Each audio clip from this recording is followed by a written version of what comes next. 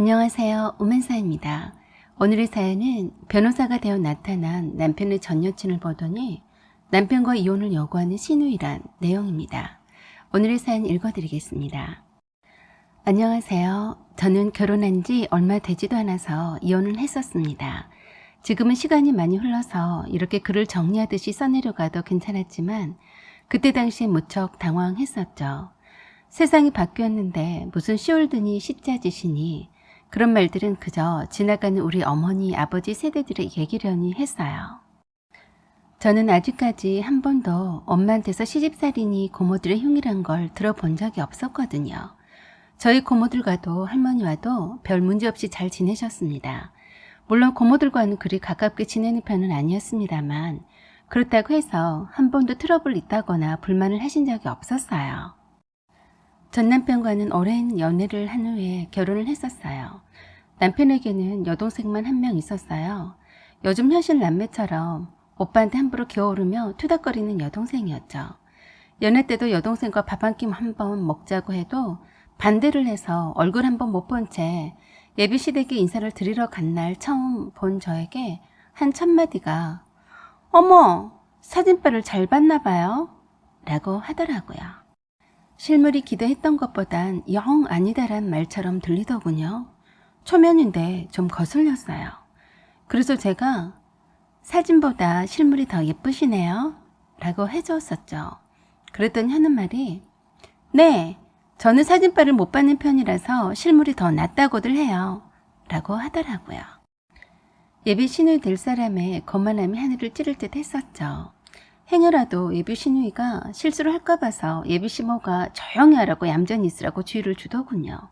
딱 봐도 버릇없이 키운 집 딸이더라고요. 공부도 잘해서 명문대 졸업 후에 외국계 기업에 입사 직전이었어요. 회사 입사를 축하한다고 했더니 맨입으로 그런 말은 하나도 와닿지도 않는다면서 어떻게 하나밖에 없는 예비 시누이 될 사람한테 선물 하나도 준비해오지 않았냐고 아주 직설적으로 말을 해서 놀랐습니다. 다행히 남편과 예비 시부모님이 처음 본 손님한테 예의 없다고 제지시키더라고요. 그런데도 남편의 여동생이 그러더군요. "오빠 첫사랑에 대해서 들어봤어요? 아마 지금도 오빠가 그 여자를 못 잊을걸요? 오빠가 엄청 좋아해서 쫓아다녔거든요" 라고 하길래 다 알고 있다고 웃으면서 말했었죠. 하필 처음 인사 온 자리에서 예비 남편의 첫사랑 얘기를 꺼내다니 참 맹랑하다고 생각했어요. 그래요. 저는 전 남편의 두 번째 사랑이라고 했습니다. 이미 남편에게서 자기 첫사랑에 대해서 들어서 익히 알고 있었어요. 대학 입학 때부터 군대 가기 전까지 엄청 좋아해서 쫓아다녔다고 했습니다. 사실은 여동생이 절친의 언니였다고 했어요. 같은 학교 입학했다고 해서 재미삼아 소개시켜 줬었는데 전 남편이 첫눈에 반했다더군요. 편하게 치고 가기를 원했었는데 전 남편이 너무 들이대는 바람에 질려서 더 이상 만나주지 않아서 혼자 애를 태웠다고 들었습니다. 저도 물론 전 남편이 첫사랑은 아니었었죠. 전 남편도 그 당시에 그걸 알고 있었고 우린 서로 다 고백했었네요. 그리고 결혼식을 올리고 결혼 후 석 달이 지났을 때였어요. 전 남편과 저는 그때 아주 사소한 일로 결혼 준비할 때부터 다투기 시작했습니다. 막상 결혼하면 괜찮겠거니 생각했는데 별다르진 않았어요. 연애 때는 몰랐는데 결혼하려고 하고 막상 결혼하고 보니 이것저것 신경 쓸 때가 아주 많았습니다. 그 중에 가장 큰 것이 돈 문제였었죠. 결혼 전에 제가 모아둔 돈 외에 따로 친정 부모님께서 필요할 때 쓰라고 주신 돈이 있었어요. 제 금고에 현찰로 넣어두기도 했고 나머지는 은행에 예금을 해놓았었죠. 물론 남편은 그때까지도 몰랐어요. 어차피 제가 비상금으로 사용할 돈이라서 말할 필요가 없었습니다. 그때 전 남편은 제가 금고를 좋아해서 항상 금고를 소지하는 걸 알고 있었어요. 사이즈가 작은 것부터 해서 큰 것까지 3개를 가지고 있었어요. 금고를 가지고 있으면 돈이 굴러 들어온다는 말을 친정엄마한테 듣고 자랐거든요. 작은 사이즈의 금테두리 금고는 장식품처럼 서재방에 다 보이는 곳에 두었고 큰 사이즈의 금고는 붙박이장 안쪽을 꽉 메우고 있었어요. 그런데 전 남편이 호시탐탐 그 금고 안에 무엇이 있는지 궁금해했습니다. 물론 돈이 있을 거라 여기고 그런 거였어요. 꽤나 많은 비상금이 있는 것까지는 모르고 있었지만 평소에 제가 금고에 현금을 넣어두어야 돈이 제 발로 찾아온다고 생각했었기 때문에 금고안을 들여다보고 싶었던 모양입니다. 그래서 큰 금고안을 보여달라고 때 아닌 때를 쓰기 시작해서 조금 다투었었죠. 전 끝까지 남편에게 제 비상금에 대해서 오픈하기 싫었기 때문에 절대 보여주지 않았습니다. 그 이후로 그땐 전 남편이 무척 많이 삐져 있었는데 마침 시누이가 집에 놀러 왔어요. 시댁집하고 저희 신혼집하고는 그리 멀지 않아서 시누이가 수시로 자주 들르곤 했었죠. 그날도 속없이 전 남편이 시누이에게 저를 앞에 두고 흉을 보기 시작했습니다. 그렇게 장난삼아 흉을 보기 시작한 것이 다툼이 되었고 시누이를 가운데 두고 급기야 큰 소리가 오고 갔습니다. 저는 하필 시누이에게 이러쿵 저러쿵 제 흉을 보는 전 남편이 이해가 되지 않았어요. 사실 시누이가 전적으로 자기 오빠 편만 들고 저에게 이래저래 한마디 하는 소리에 더 열이 받았습니다. 언니는 왜 오빠 돈으로 살림을 다 맡아하면서 금고석을 한번 보여달라는 게 뭐 그리 어렵다고 안 보여주는 거예요? 오빠가 성질 날만 하네요. 라고 하면서 저한테 쫑얼대고 있고 전 남편은 옆에서 맞장구 치고 있는데 기분이 무척 상했습니다. 저도 모르게 야, 너랑 못 살겠다. 아무리 결혼했어도 각자 물건에는 터치를 말아야지. 결혼했어도 서로 기본 예의를 지켜야 되는 것 아니니? 내가 싫다는데 왜 강요를 하는데? 내가 금고를 3개나 가지고 있다고 동네방네 소문내고 다닐 참이니? 라고 했습니다. 그랬더니 대번에 시누이가 그러더군요. 전 남편에게 묻더군요. 오빠, 혼인신고 아직 안 했지? 그러자 전 남편이 안 했다고 하자 그럼 서로 헤어져. 서로 마음에 맞는 사람끼리 살아야지. 언니, 오빠랑 헤어지면 되겠네. 뭐하러 이렇게 살아? 라고 하더라고요. 오빠, 언니가 못 살겠다고 하니까 오빠도 이참에 오빠 첫사랑 다시 만나보는 건 어때? 라고 했습니다. 수미 언니가 오빠 잘 사냐고 물어보던데 아 그리고 수미 언니 변호사 되어서 로펌에 들어갔어. 잘 됐네. 뭐하러 이렇게 살아? 헤어져버려. 라고 하더군요. 비꼬듯이 말하는 시누이 말이 참 어이가 없었습니다. 오빠네 부부가 서로 싸우면 말릴 생각은 하지 않고 내가 못 살겠다란 말 한마디에 바로 헤어지라니. 거기에다가 전 남편의 첫사랑까지 들먹이면서 저를 약을 올릴 참이더군요. 완전 저에게 도전적으로 들렸습니다. 그래서 제가 그랬어요. 아가씨, 기다렸다는 듯이 헤어지라고 하네? 라고 했어요. 언니가 못 살겠다고 했잖아요. 결혼한 지 얼마나 되었다고 벌써 쌈박질해요? 헤어져요. 둘이 안 어울린다 했더니 딱 헤어지면 되겠네요. 뭐가 그렇게 우리 오빠한테 불만이 많아요? 정말 부탁하니까 제발이지 헤어지세요. 하고는 바로 나가버렸습니다. 자기 오빠한테 대들고 싸우는 꼴 못 보겠으니 헤어지란 말이었어요.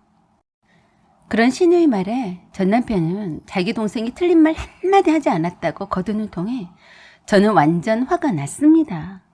딱 보아하니 네가 결혼했는데 이만한 일로 헤어지겠다고 하겠니? 이참에 네 버릇이나 잡아보자 라는 심산인 것 같았습니다. 하지만 저는 화가 나면 오히려 조용해집니다. 아무 말 않고 한마디만 했습니다. 헤어지는 거 찬성하는 거지? 라고 했어요. 네 동생이 감히 내 앞에서 오만방자하게 네 첫사랑까지 들먹이면서 헤어지라고 요구하는데 나도 마다할 이유가 없어. 그래 헤어지자 라고 말했습니다. 제가 홧김에 하는 소리인 줄 알고는 대꾸도 않고 방으로 들어가 버렸어요. 다음날 서로 말도 하지 않고 회사에 출근하고 답답해서 퇴근 후 친구와 저녁 식사 중이었어요. 그런데 한참 후에 신우 인스타에 사진이 올라오더군요.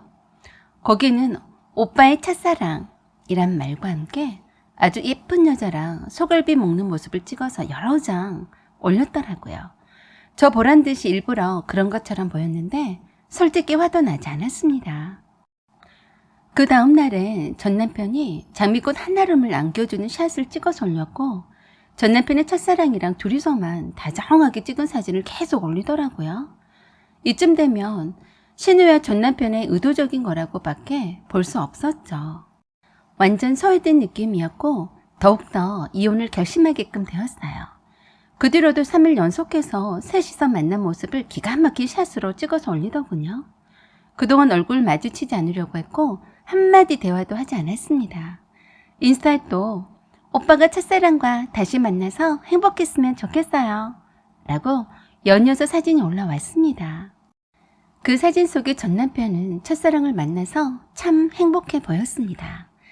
저랑 사귄 지도 꽤 오래되어서 이제 각 결혼했지만 권태기가 올 때도 됐다 싶었어요. 저야 이미 이혼 결심을 한 터라서 더 이상 미련은 두지 않기로 했지만 결혼한 여자한테 이렇게 대놓고 기본적인 예의도 없다니 참 실망했습니다. 전 남편의 첫사랑이란 여자와는 진도가 잘 되어가는지 어쩐지 혼인신고는 하지 않았기 때문에 이런저런 분할 절차는 깔끔히 마무리했습니다. 결혼할 때는 참 범자스럽게 복잡하더니 헤어지는 것은 생각보다 너무 간단하더군요. 다시는 이런 결혼 절대 하지 않겠다고 다짐했습니다. 그러는 전 남편과 헤어지고 1년이 지났습니다. 그날은 회사 동기들과 한 달에 한 번씩 하는 모임이 있는 날이었어요. 매번 맛집이나 고급 레스토랑에서 먹방을 하는 날이기도 했었죠. 그런데 그날은 고급 레스토랑이 갔습니다. 분위기 좋은 곳인데 평소엔 비싸서 가보지 못하는 곳이라서 정해졌던 곳이었어요. 화장실에서 손 씻고 나오는데 누가 저를 불렀어요. 정수연, 수연이 아니니? 라고 어떤 말쑥하고 키도 큰 남자가 저를 향해 다가왔습니다. 저는 지금도 그때를 잊지 못하네요. 그 남자 몸 전체에 후광이 비친 듯이 눈부신 모습에 정신이 아찔할 정도였습니다. 어쩜 저렇게 멋있는 남자가 내 이름을 부를까 하고 순간 의아했어요. 그런데 그 남자가 저를 아는 눈치였는데 저는 잘 모르겠더라고요. 맞네, 수연아, 나야, 정환이. 정환이? 누구? 중학교 동창을 몰라봐? 나 서정환이야. 물론 중학교 때 동창인 친구 서정환이란 아이는 알고 있었는데 이렇게 역변할 리가 없다고 생각했습니다. 제가 그때까지도 누굴까 하고 멍 때리고 있으니까 아주 답답하고 섭섭하다는 듯이 하면서도 악수를 청했습니다. 가만 보니 약간 정환이 얼굴이 남아있긴 했지만 전 여전히 말을 놓을 수가 없었어요. 완전 딴 사람이 되었더라고요. 그때 그 시절 서정환이란 친구는 키도 작고 왜소해서 따돌림 받던 애였어요. 남자애들 사이에서만 그랬었죠. 순하고 말수도 적어서 남자애들하고 잘 어울리지 못하고 여자애들하고만 지냈으니까 남자애들이 더 무시하고 왕따시키곤 했었죠. 저는 그런 정환이를 동생처럼 많이 챙겨주었어요.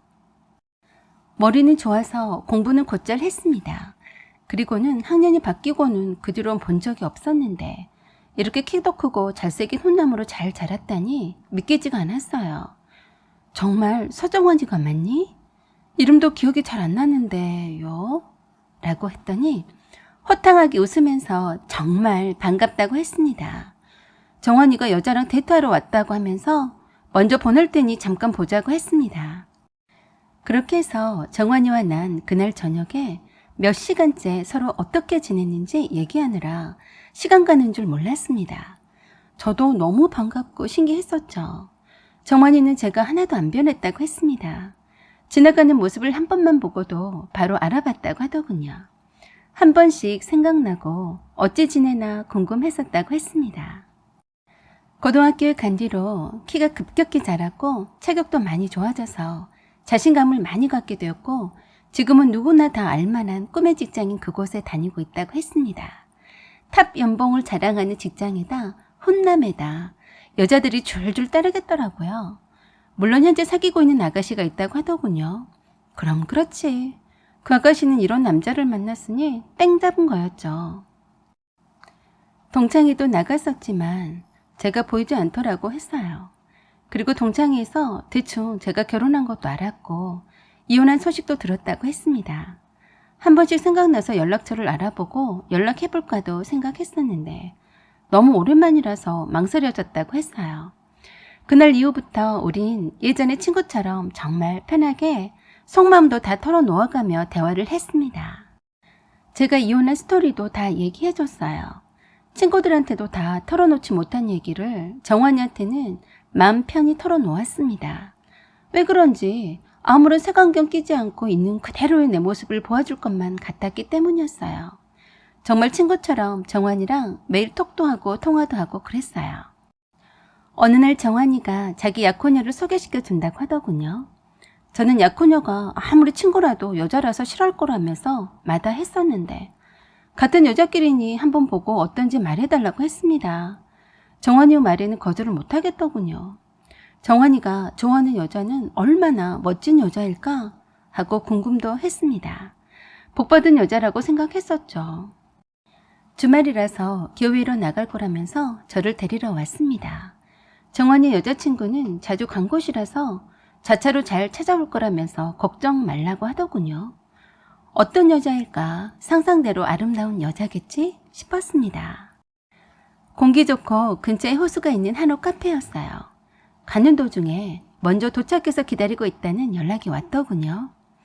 정환이와 함께 한옥 카페로 들어가서 정환이의 약혼녀를 만났습니다. 그런데 이건 말이 안 됐어요. 이럴 수가. 정환이의 약혼녀가 전 남편의 여동생인 그 막대먹은 신우이였어요. 정환이와 함께 온 저를 보고 놀라 자빠지더라고요. 동그래진 눈과 벌린 입이 다 말해주었어요. 영문을 몰라서 정환이와 나를 번갈아 쳐다봤습니다. 언니가 어떻게 여길?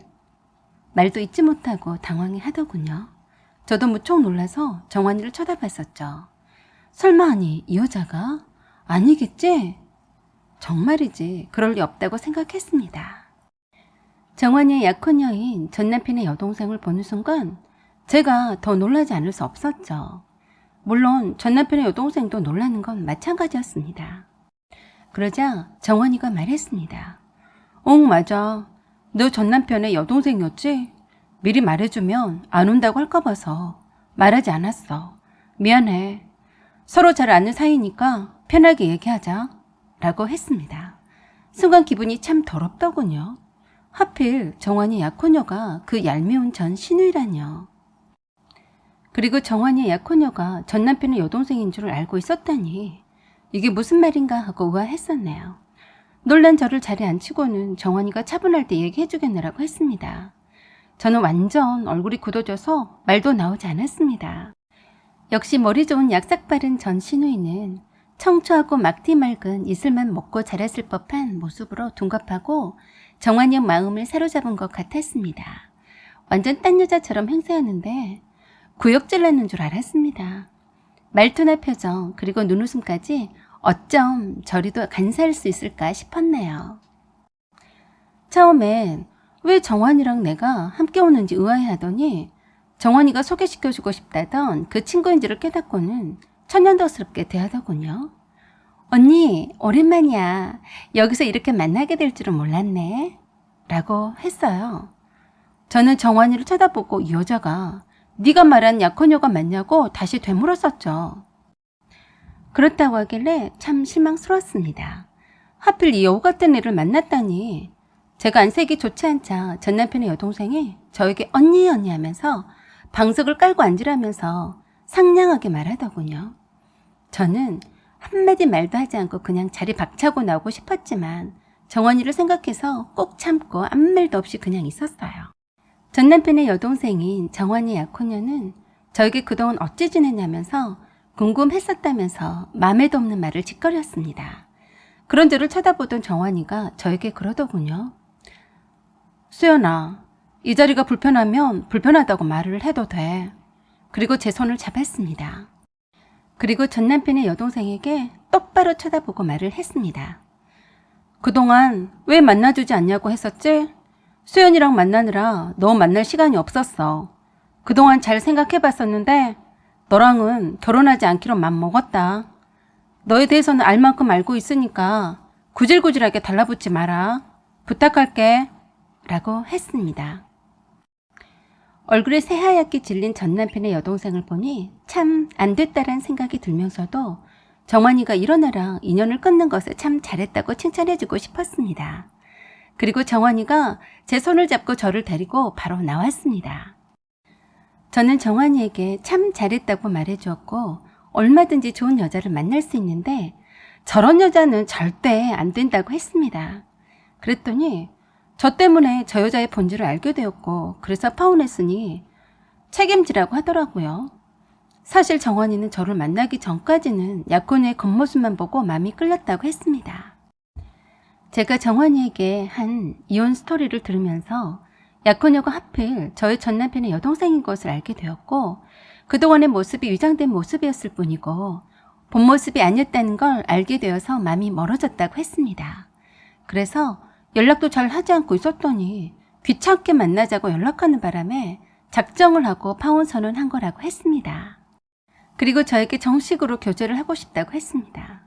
그 옛날 중학교 때부터 저를 많이 좋아했었는데 그 마음을 속으로만 가둬두고 있었다고 했어요. 반이 갈라진 후에도 고등학교에 가게 된 후로도 늘 저에게 연락하고 싶었었는데 소심해서 연락하지도 못했다고 하더군요.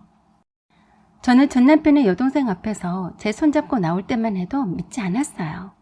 설마하니 정환이가 나를 좋아하리란 생각은 못했습니다. 그런데 정말 꿈같은 현실이었어요. 저는 정환이를 레스토랑에서 처음 본 순간부터 한눈에 반했거든요.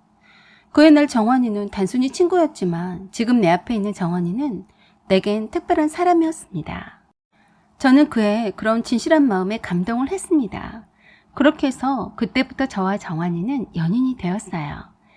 한편 뜬금없는 저의 등장으로 파혼하게 돼버린 전남편의 여동생이자 정환이의 전 약혼녀는 회사에다 그리고 가족 친지들한테까지도 정환이랑 결혼한다고 동네방네 자랑질을 했었나 보더라고요. 사실 양가 인사드리고 상견례 직전에 정환이가 저를 만났어요.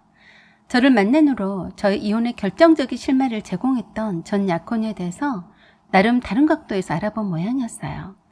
전 시누이가 다니던 회사에도 아는 사람을 총동원해서 수소문해봤더니 아니 글쎄 이 남자 저 남자 안 거쳐간 남자가 없었답니다. 일단 인물 좋고 조건 좋은 남자들만 골라서 만나서 아니다 싶으면 가차없이 차버리곤 했다네요. 물론 사귀다가 마음에 안 들면 헤어지는 건 당연하겠지만 처음엔 완전 여성스럽고 단아한 모습으로 여신인 것 마냥 다가오더니 아니다 싶으면 완전 딴판이더랍니다.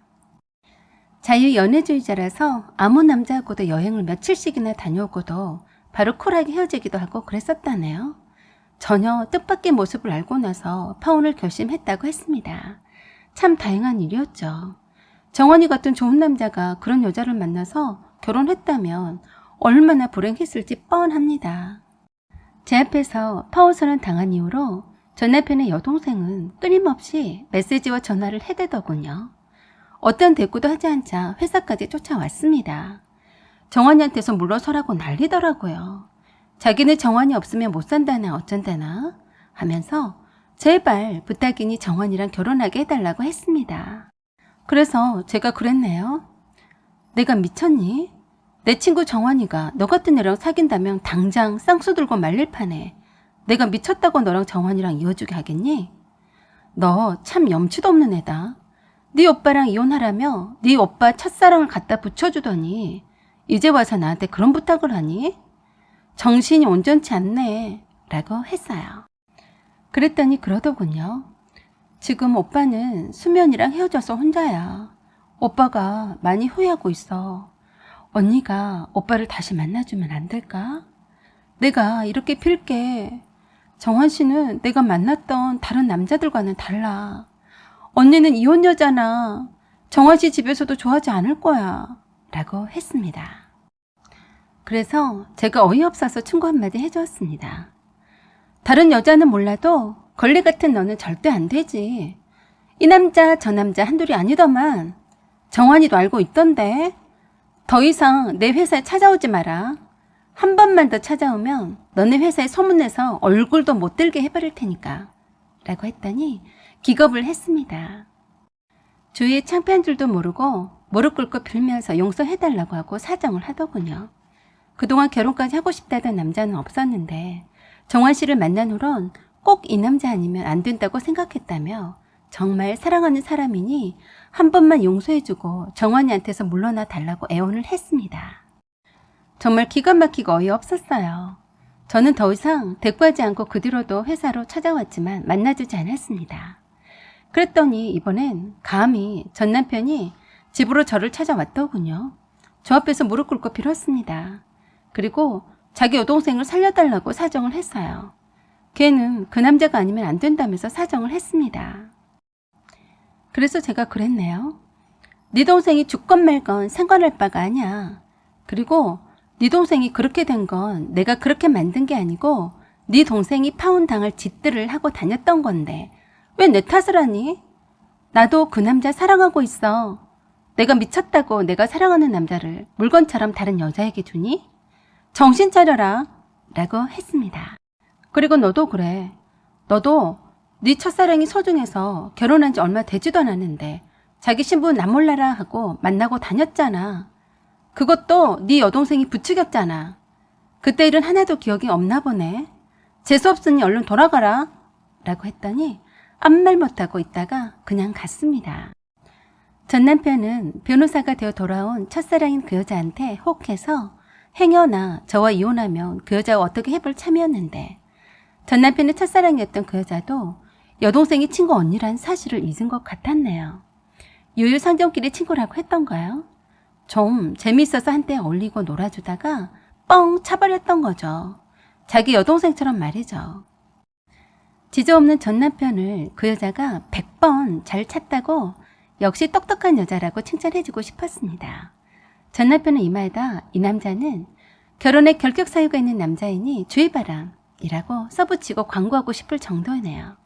아무튼 전 남편의 여동생이 꽤나 정환이를 좋아했긴 했었나 봅니다. 그 뒤로도 포기하지 않고 정환이에게 줄기차게 연락을 했었더라고요.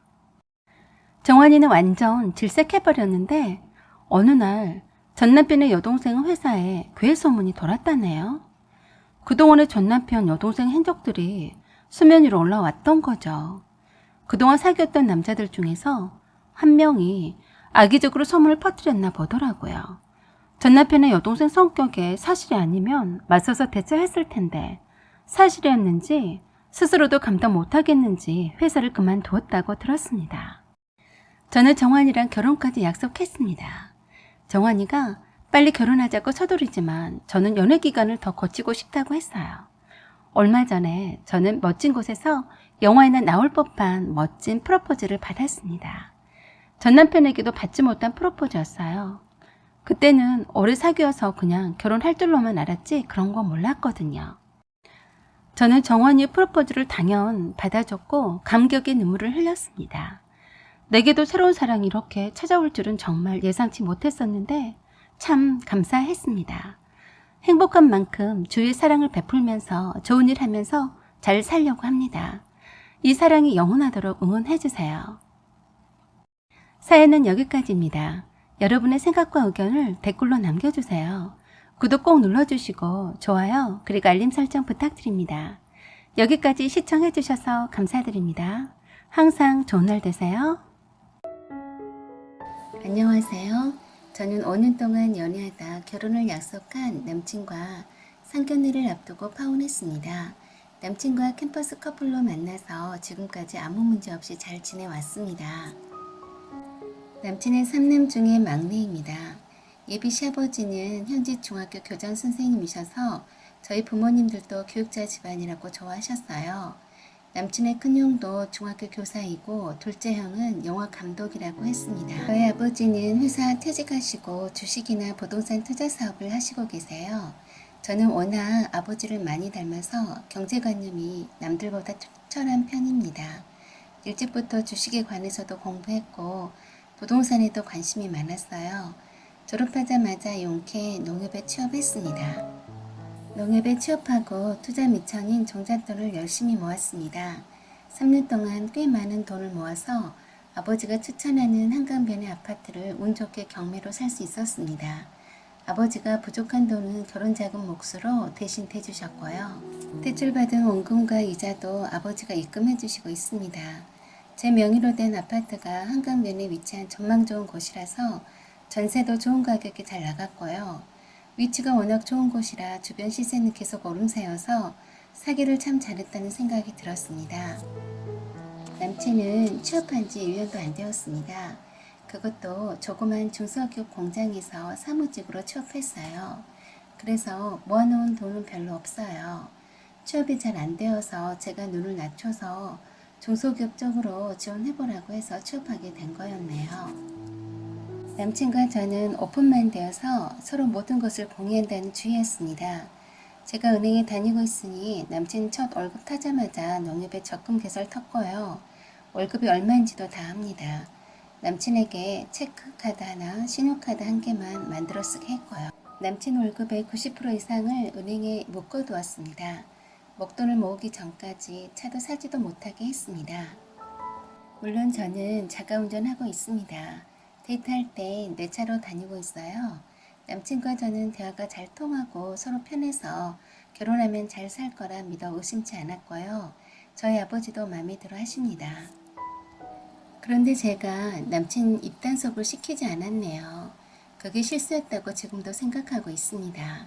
아직 이른 나이에 한강변 아파트를 제 명의로 갖고 있는 것을 남친만 알고 있고 다른 사람들에게 모르게 했어야 했는데 말입니다. 남친은 예비 시부모님께 알뜰하게 돈도 잘 모으고 벌써 아파트를 샀다면서 자랑했나 보네요. 아마도 곧 집에 들어올 애비 며느리가 참 똑똑하다고 추켜 세우고 싶었나 봅니다. 어느 날 주말에 밥 먹으러 예비 시댁에 오라고 했다고 남친 통해 연락해 왔습니다. 이미 시댁에 정식 인사도 드렸고 상견례는 일주일 후에 예정되어 있었습니다. 마트에서 과일을 사들고 남친과 함께 예비 시댁에 갔는데 평소 무뚝뚝한 편인 예비 시모가 완전 밝게 웃으시면서 저를 반기셨어요. 예비 시아버지도 평소 때와는 다르게 반기셨고요. 다른 식구들은 보이지 않고 저와 남친과 예비 시부모님만 식사를 하는 자리였더라고요. 그런데 무슨 잔치상을 차린 듯이 교자상에 비싼 한우 불고기가 그리고 명절 음식 나온 것처럼 제가 좋아하는 나물 반찬에 한 상 차림 차리셨더라고요. 남친은 깜짝 놀라며 엄마 웬일이야? 엄마 며느리 먹이려고 이렇게 차린 거야? 하니까 아 그럼 소윤이 온다고 하니까 차리지 우리 며느리 먹이려고 차렸지 하셨어요. 예비 시아버지도 자리에 얼른 앉자며 먼저 따뜻할 때 고기 먼저 많이 먹으라고 불고기 떠주시면서 너무 신경 써주시니까 사실 좀 어리둥절했지만 저는 속마음으로 원래 성품이 따뜻한 분이셨구나 하고 생각했어요. 예비 시어머니도 우리 며느리 많이 먹어라 하시면서 반찬을 제 앞으로 밀어주셨어요. 식사가 끝난 후에도 설거지를 돕겠다고 하니 굳이 마다하고 혼자 정리하고 남친을 불러서 설거지 시키셨습니다. 예비 시아버지도 일하고 오느라고 힘들 텐데 놔두라고 하시면서 편하게 이리 와 앉으라고 하셨고요. 남친은 즐겁게 설거지하면서 야 우리 소영이 사랑받는 며느리네. 시댁에서 아들한테 설거지 시키는 집은 우리 집밖에 없을걸? 하면서 웃었어요. 저는 처음 인사하러 왔을 때하고 조금 다른 분위기여서 좀 놀랐지만 다행히 예비 시부모님이 참 좋은 분들이다라고 생각했습니다. 그리고 예비 시아버지께서 할 말이 있으시다며 잘 듣고 의견을 말해달라 하셨어요. 제 명의 아파트 담보로 대출 3억 정도 받아줄 수 있냐고 하시네요. 그 말을 들은 남친이 아버지 아직 결혼도 안 했는데 무슨 대출을 받아달라고 해 하고 정색을 하면 안 된다고 말해주었습니다. 이제까지 상다리 부러지게 음식과 반찬을 차리고 과잉 친절하시는 것이 바로 제 명의 아파트 담보대출 받아달라는 거였네요. 예비 시아버지가 하시는 말씀이 둘째 예비 시숙이 영화 감독을 하는데 금전 3억이 꼭 필요하다고 한다네요. 이미 예비 시부모님이 사시는 집도 1차 담보대출을 받아서 더 이상 받을 수 없다고 하시면서 미안하시다면서 꼭 부탁한다고 하셨습니다. 담보대출 부탁하려고 한상 차림하신 거였네요. 저는 뭐라 대답하기도 난처해서 순간 당황했습니다. 맛있게 밥도 얻어먹고 하기 애매한 분위기 속에서 해드린다는 말은 할 수 없고 딱 잘라서 해드릴 수 없다고 말하고 싶은데 어떻게 서로 분위기 쎄하지 않게 할지 몰라서 남친만 쳐다보고 웃었습니다. 남친도 엄청 당황스러워한 눈치였습니다. 연이어서 예비 시아버지가 이제 너도 우리 집 식구다. 식구가 어려울 때 서로 도와야 그래야 그게 사람이다. 같은 식구들끼리 돕지 않으면 누가 돕겠니? 하고 저보고 말씀하시더군요. 그러자 내가 여기 식구가 될지 안 될지 모르고 아직 결혼도 안 했는데요? 하고 말해주고 싶었는데 참았습니다. 예비 시모도 옆에서 우리 집 며느리인데 그 정도는 해주리라 믿는다. 고 못 박으시네요. 제가 어쩔 줄 몰라 하고 아무 말이 없자 예비 시아버지가 형제간의 우애를 다지는 것은 가장 큰 덕목으로 한다면서 한 식구이면 서로 돕고 살아야 한다고 일장 연설을 한참 하셨습니다. 확답을 받고 싶은지 다그치시길래 솔직히 말씀드렸습니다. 갑자기 말씀을 주셔서 당황스럽긴 하나 제 아파트도 은행대출 끼워서 산 거고 추가 대출 가능하다 해도 저희 부모님이 사주신 거나 마찬가지인데 제가 감히 내 명의라도 건드릴 순 없다라고 했습니다. 그러자 대번에 예비 시모가 정색을 하며 아니 네 명의로 된 걸 네가 알아서 하는데 무슨 소리 하는 거니? 돈 달라는 것도 아니고 다 갚을 텐데 같은 식구끼리 그래 야박하게 굴지 마라 하고 아까 태도와 다르게 싸늘하게 말씀하셨어요. 남친이 예비 시부모님에게 식구라고 해서 형한테 들어간 돈이 얼만데 또 그 밑빠진 독에 물 부으라고 해요. 했습니다. 그러니까 갑자기 예비 시부모님 두 분이 언성을 높이면서 남친 보고 호로자식이다라고 소리 지르셨습니다. 남친은 아직 결혼도 안 한 사람한테 담보대출 해달라고 하는 게 말이 되냐고 했고 예비 시모와 시부는 그런 남친을 보고 미친 새끼다며 어디 부모를 가르치려 드느냐고 저를 앞에 두고 싸웠습니다. 그러시면서 예비 시아버지가 남친을 보고 네가 이 모양이니까 시어머니 시아버지가 어렵게 꺼낸 부탁을 갖다부다 대답하지 않는 거다 하고 저를 두고 대놓고 야단치시네요. 좀 전에 그리 살갑게 대해주시던 예비 시부모님의 모습은 온데간데 없이 이미 사라졌더라고요. 그래서 제가 대답해드릴게요. 더 이상 싸우지 마세요. 했더니 부탁을 들어준다는 말로 알아들었는지 밝게 저를 쳐다보시더군요. 저는 예비 시모와 예비 시부에게 한 분 한 분 똑바로 쳐다보며 말했습니다. 정성껏 차려주신 저녁밥 정말 맛있게 잘 먹었습니다. 기회를 주신다면 제가 보답으로 맛있는 식사 대접해드릴게요. 그리고 식구들끼리는 돕고 살아야 한다고 하셨는데 전 이 집 식구가 되지 않겠습니다. 이게 제 답입니다. 하고 인사드리고 나왔습니다. 따라 나오는 남친에게도 파혼하자고 말해주고 다음 주에 상견례도 없을 것이라고 말했습니다. 남친은 물론 파혼은 안 된다며 자기 형과 부모 때문에 헤어질 수 없다고 생떼를 썼지만 저는 안 되는 건 안 되는 거라고 헤어지자고 했습니다. 그렇게 5년 동안 사귀었던 남친과 상견례 앞두고 파혼했습니다. 사연은 여기까지입니다. 여러분의 의견과 생각을 말씀해주세요. 지금까지 시청해주셔서 감사합니다. 사연 제보는 소중히 받아 읽어드리겠습니다. 구독 꼭 눌러주세요. 안녕하세요. 우리네 만가지 사연 오만사입니다. 오늘의 사연은 송가인 콘서트 티켓을 자기 부모님만 선물한 남편이라는 주제로 시작하겠습니다. 안녕하세요. 저는 결혼한 지 한 달 된 신혼새댁입니다. 정신없이 결혼 준비하고 결혼식 올리고 신혼여행 다녀온 지 일주일밖에 되지 않았어요. 아직 신혼집 정리도 되어 있지 않아서 아직은 어수선합니다. 저희 친정아버지는 지금 혼자 계십니다. 친정엄마는 3년 전에 암으로 갑작스레 돌아가셨어요. 친정엄마가 돌아가신 그 이듬해에 친정아버지는 경찰 공무원으로 재직하시다가 퇴직하셨습니다. 저는 외동딸이어서 친정엄마 돌아가신 후 혼자 되신 친정아버지 때문에 사실 결혼을 많이 망설였습니다. 친정엄마가 그리 빨리 돌아가시지 않았다면 친정아버지께서 퇴직 전에 제가 결혼식 올리기를 원하셔서 좀 더 일찍 결혼식 올렸을 거예요. 그런데 병치레 한번 안 하시던 친정엄마가 어느 날 갑자기 기침을 하시고 기관지염이다고 이비인후과를 2달 이상 다녀도 낫지 않아서 이상하다 싶어 저랑 대학병원에 가서 다시 진료를 받았더니 폐암 말기라고 했어요. 전혀 예상치 못한 폐암 진단에 하늘이 무너질 것 같은 기분이 이런 거구나 싶었어요.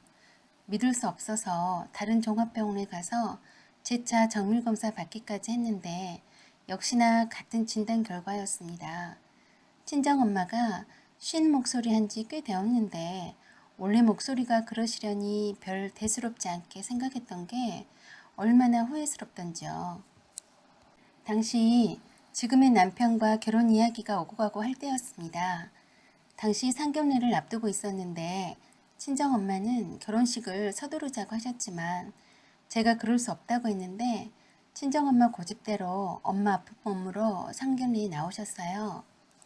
친정엄마는 본인 몸 걱정보다 한 해밖에 없는 당신의 귀한 딸이 엄마 없이 혼자 결혼식하게 둘 수 없다고 하셔서 결혼식을 강행하고자 우기셨어요. 친정엄마 당장 항암 치료다 뭐다 할 일이 태산인데 지금 내 결혼 걱정하느냐고 얼마나 속상해서 엄마 앞에서 울었네요. 그렇게 상견례만 치른 상태에서 친정엄마 항암 치료 3회 받으시다 하늘나라로 가셨습니다. 꿈인지 생신인지 믿을 수 없는 현실 같았어요. 이렇게 갑작스럽게 가시다니 믿을 수 없었습니다. 친정엄마는 마지막 순간까지 제 손을 놓지 않으셨어요. 온전한 정신일 때 친정엄마가 유언처럼 저에게 말씀하셨어요. 내 딸 이제 다 컸으니 아빠를 잘 부탁한다. 아빠한텐 네가 전부다. 엄마가 미안해. 그리고 장래 사위가 될 남편에게도 말씀하셨어요. 자네 부탁하네. 하나밖에 없는 소중한 내 딸 부탁해.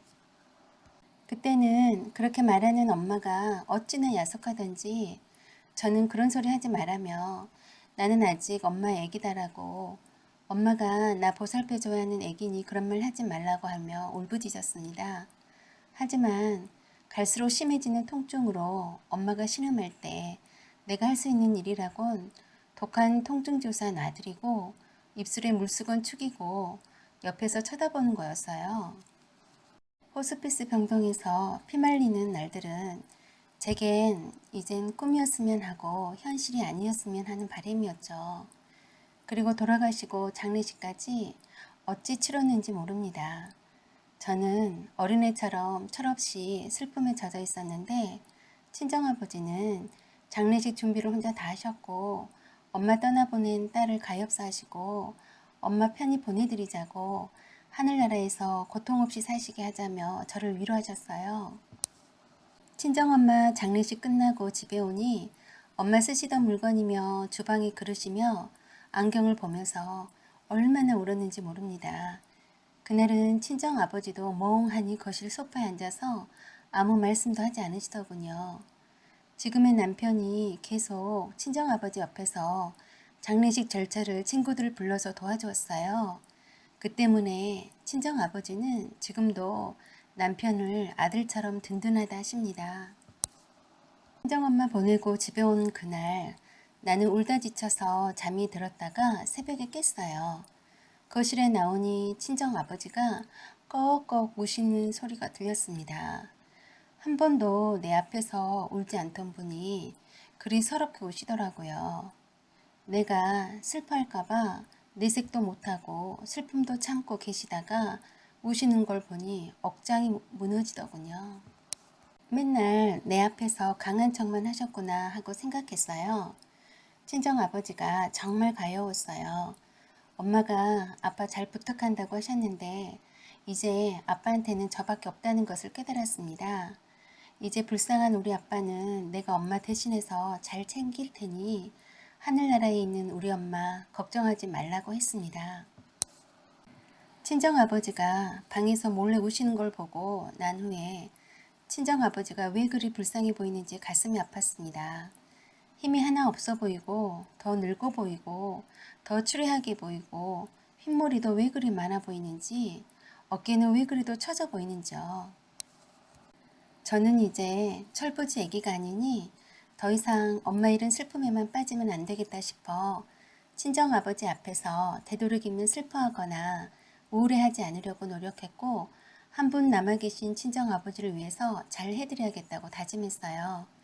이런 힘든 일을 겪고 나니 제가 좀 더 성숙해진 것 같았어요.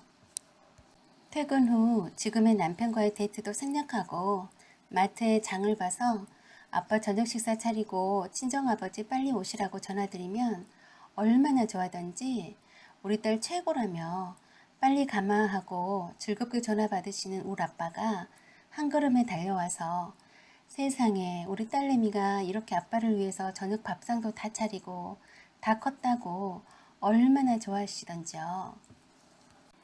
지금의 남편인 남친도 부르자고 해서 함께 밥 먹고 치우면서 쉴 새 없이 친정아버지랑 이런저런 얘기를 나누니 우리 친정아버지는 참 좋다라고 연발하셨어요. 딸내미 키워놨더니 아빠 밥상도 차려주고 남자친구도 데리고 오고 아빠랑 놀아준다고 하면서 좋아를 하셨어요. 사실 전 그때 친정아버지가 새벽에 몰래 우시는 걸 보고 친정엄마 안 계시는 집에 오기 싫어서 혼자서 불쌍하게 술이나 드시며 슬픔을 삭히고 계실까봐 걱정되었어요. 그래서 결혼식도 계속 미뤘었고요.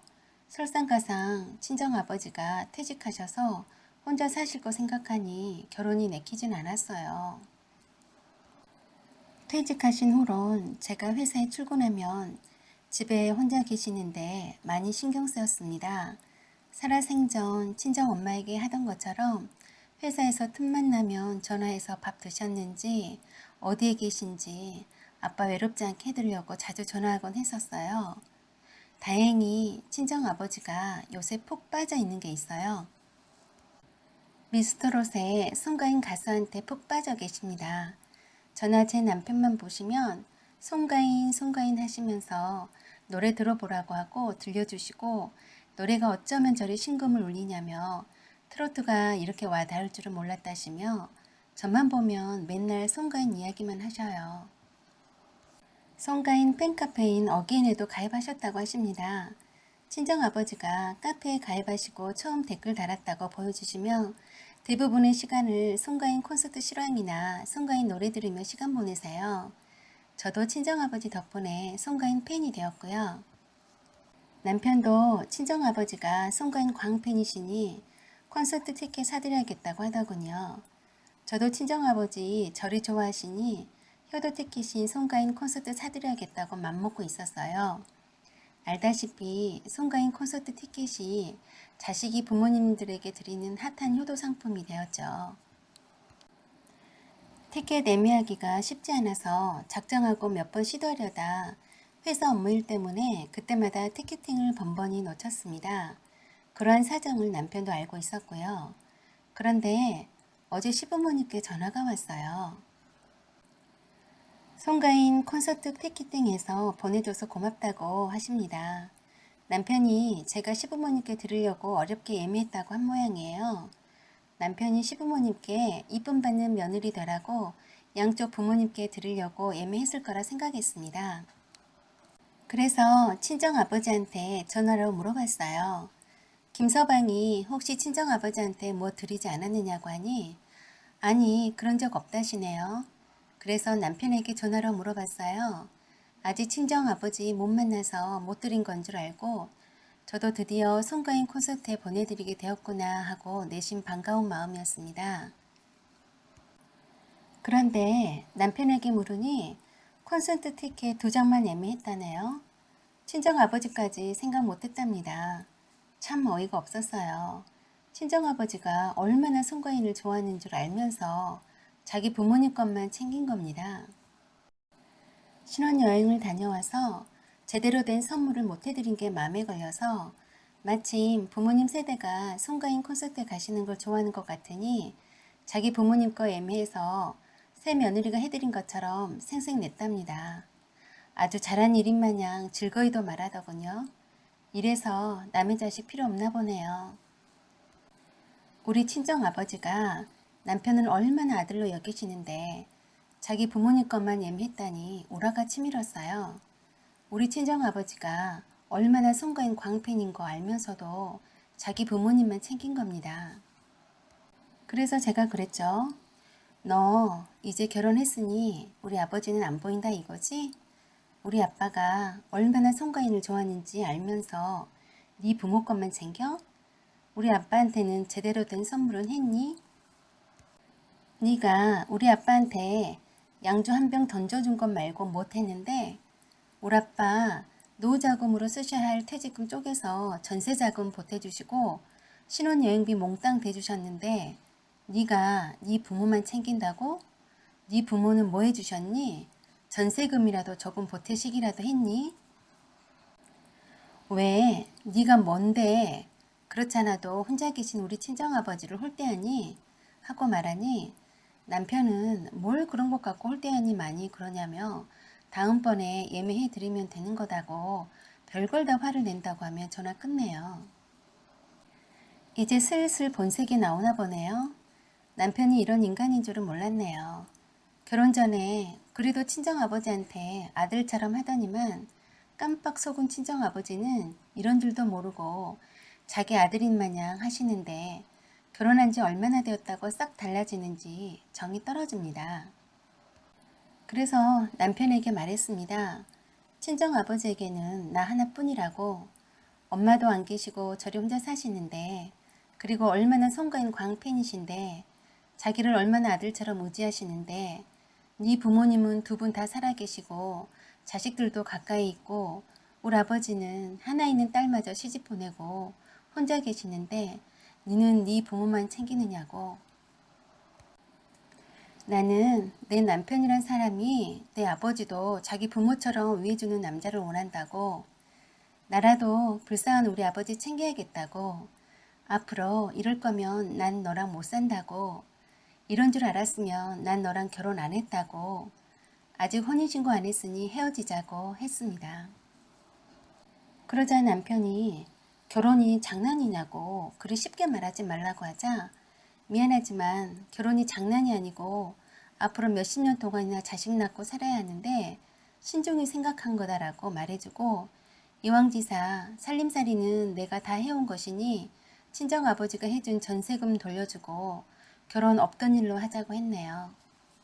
그러자 마지못해 미안하다고 잘못했다고 하는데 전혀 진심이 보이지 않습니다. 헤어지자고 하니까 마지못해 하는 말 같아요. 아무튼 저는 내심 마음 정했고요. 앞으로 어떻게 무리 없이 헤어질지 공유해 봐야겠습니다. 여러분들의 의견을 듣습니다. 결혼을 그리 쉽게 생각하냐고만 말씀 주시지 마시고 저를 진심으로 사랑하는 남자라면 저에게 소중한 것이 무엇인지 원하는 것이 무엇인지도 모르는 남자와 평생 트러블 만들면서 살고 싶진 않습니다. 사연은 여기까지입니다. 소중한 의견을 댓글로 부탁드립니다. 행여 상처가 될 수 있으니 비방이나 욕설은 말아주세요. 구독과 좋아요는 힘이 됩니다. 사연 제보는 소중히 감사해 받겠습니다. 감사합니다. 행복하세요. 안녕하세요. 저는 지금 남편 친어머니 추도식을 마치고 돌아와서 여러 가지 생각들이 왔다 갔다 하며 마음이 조금 심란하고 우울해서 몇 자 적어봅니다. 남편 친어머니가 돌아가신 지 벌써 17년, 18년이 되었네요. 남편에게는 두 분의 어머니가 계십니다. 평생 친모로 알고 자랐던 지금의 시어머니와 생모이신 18년 전에 돌아가신 분이 계십니다. 남편의 집안은 조상 태대로 땅을 많이 가진 만석군 집안입니다. 지금도 남편의 고향에 가면 모르는 사람이 없을 정도이고 그 지역에서 가장 큰 부자였다고 합니다. 제가 남편 고향을 언급하면 모두들 알아차릴 테니 말하진 않겠습니다. 당시만 해도 상당한 부자여서 시아버지 시중 드는 몸종과 멋음이 따로 있었다고 합니다. 시아버지는 평생을 물려받은 재산으로 편히 사시고 계시죠. 한 번도 돈을 벌어본 적이 없으시고 재산으로 국회의원 출마를 여러 번 하셨는데 매번 떨어지셨습니다. 당시 시아버지의 어머님인 시할머니께서 딸을 내리 셋을 낳고 기다리던 아들이 시아버지였다고 해요. 아들이 하나라고 귀하게 시어머니 사랑 속에서 자랐다고 합니다. 그런 아들이 어느 날 첫눈에 반한 아가씨가 지금 남편의 생모였다고 합니다. 당시 시할머니는 시아버지가 하나밖에 없는 귀한 아들이라 오냐오냐 하며 키워서인지 시아버지가 남편 생모와 결혼하고 싶다는 고집을 꺾지 못하셨다고 합니다. 시아버지의 말씀에 의하면 남편 생모는 옛날 분들과는 다르게 피부도 하얗고 키도 크고 정말 미인이었다고 해요. 남편의 생모는 부잣집에 시집 간다고 엄청 주변에서 부러워했다고 합니다. 평범한 집안의 처녀가 소중하디 소중한 하나밖에 없는 아들이 죽도록 좋아한대서 마지못해 시킨 혼인을 시할머니는 매우 불만스러워했다고 합니다. 시할머니의 전부와도 같았던 하나밖에 없는 귀한 아들이 양에 차지도 않는 한 여자한테 빠져있는 것을 못 견디게 힘들어했다고 해요. 질투가 보통이 아니었다네요. 시할머니는 시할아버지한테 평생에 단 한 번도 사랑을 받아본 적이 없었고 단지 아들 하나 낳은 것만으로 본처 자리를 지키고 있는 거라고 생각하고 있었다네요. 신혼 때인데도 일부러 며느리 남편 생모를 밤 늦게까지 집안일 시키고 새벽부터 방 앞에서 기침하며 일어나라고 깨웠답니다. 자기 아들인 새신랑과 잠깐이라도 함께 있는 것을 보면 곳간으로 끌고 가서 집안일 제대로 안 하고 귀한 아들 꼬시고 있다고 쥐어받고 수시로 때렸다고 해요. 집에서 일하는 사람도 많았는데 그들보다 더 많은 일들을 시키고 끝나지 않고서는 잠을 잘 수 없게 했다고 해요. 정말 경악할 만한 일은 아들 부부방이 불이 꺼진 후 한참 뒤에 몰래 건너와서 방 앞에서 지키고 있기도 했다네요. 헛기침을 하고 왔다 갔다 했다고 합니다. 아들인 시아버지가 시할머니한테 밤늦게 안 주무시고 뭐 하시냐고 모안을 주니까 그 다음날 며느리를 데려다 머리채 잡고 흔들며 자기 아들 혼을 빼놓은 불효운년이라며 두들겨 팼다고 합니다. 얼마나 지능적으로 며느리를 괴롭히던지 꼼짝없이 당하고 있었답니다. 아들인 시아버지와 남편인 시할아버지 앞에서는 엄청 다정하게 대해주다가도 안 보이는 곳에서는 머리 쥐어박고 때리는 건 기본이고 욕을 하면서 하루 종일 일거수일투족을 감시하듯이 간섭하면서 죽도록 집안일을 시켰다고 합니다. 그 집안의 몸종보다 더 못한 시집살이를 혹독하게 시켰다고 해요. 종년보다 더 못하게 일을 시켰고 매번 하는 말이 니년이 힘들면 도망 안 가고 배기겠니? 하면서 힘들면 도망치라고 했다네요. 그리고 임신하면 죽여버리겠다는 말을 달고 살았답니다. 정말 너무 고통스러워서 도망가고 싶었답니다. 그때마다 시아버지가 남편 생모의 방패막이가 되어주며 시할머니한테도 대들고 싸우는 일도 생겼는데 그럴수록 그 정도가 심해졌다고 해요.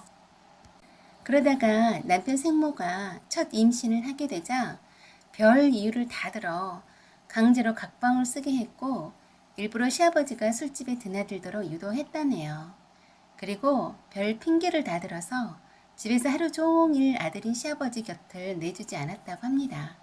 임신 초기에는 유산시키려고 항아리에 물 길어 나르게 하고 배도 걷어차고 잠을 재우지 않고 밤에는 쪼그리고 앉아서 바느질을 시켰다네요. 무슨 영화 속에서나 나올 법한 것보다 더한 일들이었다고 합니다. 그래도 시아버지와 시할아버지는 그 정도로 독하게 시집살이를 시키는 줄은 몰랐었다고 해요.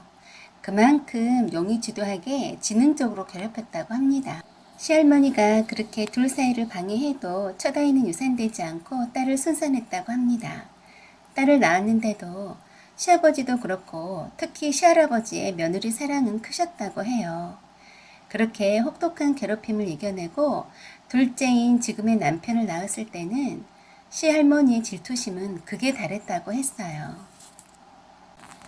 시할머니는 자기도 남편한테 평생 한 번도 받아보지도 못한 여자로서의 사랑을 받는 며느리를 보면서 더욱 질투심이 활활 타올랐고 무엇보다도 아들을 낳아서인지 시할아버지가 어떠한 집안일도 하지 말라는 엄명을 하셨다고 해요.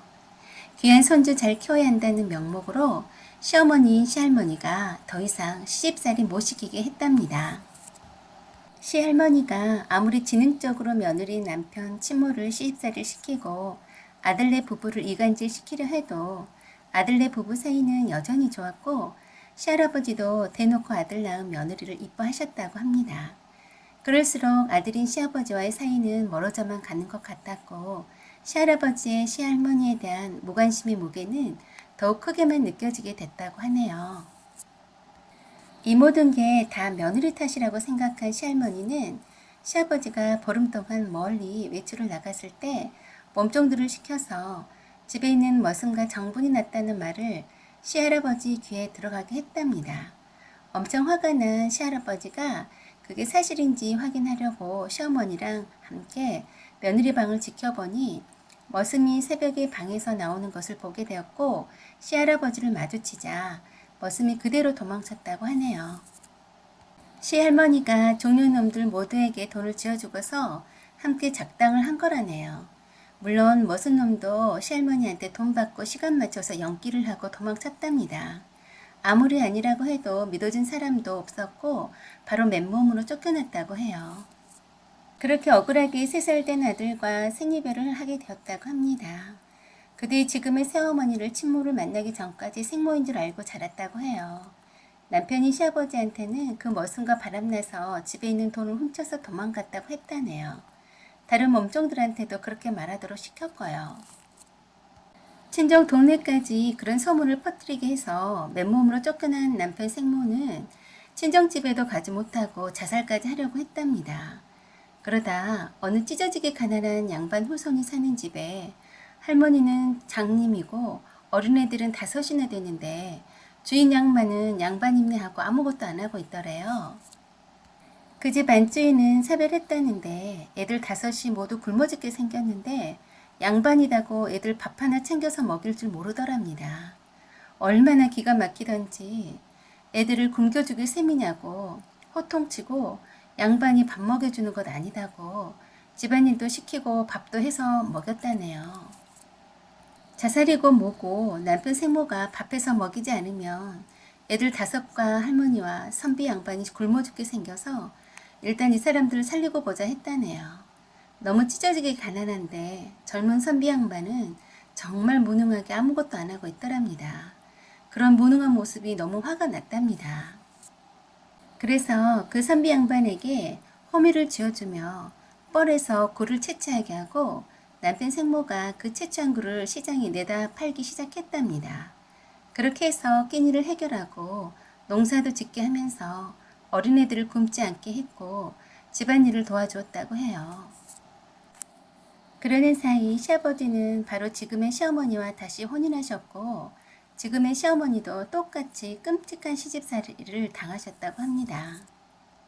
그래서 나중에 남편 생모가 시할머니가 돌아가셨다는 소식을 듣고서 시아버지를 찾아왔을 때 바람나서 도망간 걸로 알고 있는 시아버지가 만나주지도 않을 때 지금의 시어머니가 남편 생모 손을 잡고 눈물을 흘렸다고 합니다. 함께 울면서 어떻게 모함을 받았는지부터 쫓겨난 사연을 지금의 시어머니에게 다 얘기했다네요. 지금의 시어머니가 자신도 똑같은 일을 당해노라며 틀림없이 모함 받았을 거라고 해서 나중에 시아버지의 마음을 많이 움직일 수 있었다고 해요. 그렇지만 당시엔 시아버지는 바람이 나서 집 나간 걸로 철석같이 믿고 있었기 때문에 남편 생모를 만나주지도 않았다고 해요. 다만 5살 딸과 3살 아들을 두고 강제로 쫓겨났던 남편 생모는 지금의 시어머니 도움으로 겨우 얼굴만 볼 수 있었답니다. 지금의 시어머니를 친엄마로 알고 자라고 있었고 지금의 시어머니가 좋은 분이라고 확신이 들어서 더 이상 미련을 두지 않았다고 했어요. 그리고 남편인 시아버지가 아직도 바람나서 집을 나간 걸 알고 있어서 가슴 아팠지만 지금의 시어머니가 믿어주니 조금의 위로는 되더랍니다. 그렇게 가슴 한켠에 아픔을 묻어두고 남편 생모는 더 이상 시아버지와 아들과 딸을 찾지 않았다고 합니다. 그 후 자연스럽게 5 아이들의 엄마가 되어주었고 가세가 기울던 양반 집안을 굴 장사를 하면서 조금씩 논밭들 사고 도시로 5 애들을 모두 학교 보내고 모두 결혼도 시켰다고 합니다. 장님이었던 할머니도 잘 모시다가 보내드렸고 남편이 된 선비 양반도 암으로 떠나보냈다고 해요. 그리고 위안 말기 판정이 나자 지금의 시어머니가 저희 모두를 앉혀놓고 남편 생모에 관한 얘기를 자세히 해주셨습니다. 그동안 남편 생모가 지금의 시어머니가 친모임을 믿도록 따로 생모가 있음을 말하지 말아달라 부탁했었다고 합니다. 그리고 남편과 저에게 그리고 손희 신우에게 억울하게 모함을 받아서 자식들과 생이별하고 어떻게 그 세월들을 이겨내고 사셨는지 참 불쌍하신 분이다라며 살 날이 얼마 남지 않았으니 늦기 전에 너네들이 마지막 자식의 도리를 다 해라라고 부탁하셨습니다. 그리고 시아버지한테도 편히 하늘나라로 가실 수 있게 억울함은 풀어주어야 한다고 말씀하셨습니다. 시아버지도 고개를 끄덕이셨습니다. 말기암 환자로 6개월 선고를 받으셔서 아무도 없는 고향집에 가고 싶으시다셔서 시아버지가 살던 동네에 고향집에 요양하러 내려와 계셨습니다. 남편과 저는 우리들 손잡고 시아버지랑 함께 뵈러 가는 내내 조금 긴장이 되더군요. 처음 들었던 남편의 생모 이야기는 마치 영화나 드라마에서나 나올 법한 스토리 아니었던가요? 55세 젊은 나이에 가난 말기 환자임에도 피부는 하얗고 주름 하나 안 보였습니다. 우리가 오고 있다는 소식을 접하시고 누워있다가 벌떡 일어나 앉으셨다고 해요. 저와 남편이 어머니 인사드리겠습니다. 절 받으십시오. 하니 얼마나 오시던지 그냥 계속 와줘서 고맙다 보고 싶었다고 진심을 말씀하셨어요. 그리고 시아버지께서 잘못했다고 용서해달라고 엎드려 오셨습니다. 남편 생모는 계속 시아버지한테 지나간 일이지만 죽기 전에 꼭 내 입으로 말하고 싶었다시며 나는 절대 바람나서 집 나간 거 아니다 라고 거듭 강조하셨습니다. 그리고 시아버님이 끄덕이시며 아닌 거 안다며 몇 번을 강조해서 말씀하셨어요. 말기 간암 환자라고 믿을 수 없을 만큼 또렷이 말씀하셨고 지금 아니면 하고 싶은 말을 못할 수 있다고 생각하셨는지 우시면서도 가다듬고 그동안 하고 싶었던 속임말을 다 하셨습니다. 그동안 억울해서 가슴에 맺혔던 한이 얼마나 쌓였으면 쩔으실까 저도 눈물이 하염없이 흐르고 모두들 함께 울었습니다. 저와 시누이 그리고 시아버지는 그 고향집에 남아서 계속 남편 생모의 병간호를 돌아가실 때까지 했고 남편은 직장 때문에 주말에만 내려왔습니다. 남편 생모께서는 너무 행복하고 하고 싶은 말도 다 했으니 죽어도 여한이 없다시며 늘 고맙다고 하셨어요. 그런 후 2달 있다가 모두들 지켜보는 가운데 하늘나라로 가셨습니다. 남편 생모의 유언에 따라 남편 생모 장남의 양해를 얻어서 함께 상주석에 자리했고 시아버지 성산에 모셨습니다. 그리고 남편 생모 제사는 저희가 직접 지내드리기로 했어요. 2달 동안 돌아가실 때까지 며느리 노릇 할 수 있어서 참 다행이었고 행복한 모습으로 떠나 보내드릴 수 있어서 다행이었습니다. 사연은 여기까지입니다. 구독 꼭 눌러주세요. 시청해주셔서 감사합니다. 사연 제보는 소중히 받아 읽어드리겠습니다. 감사합니다.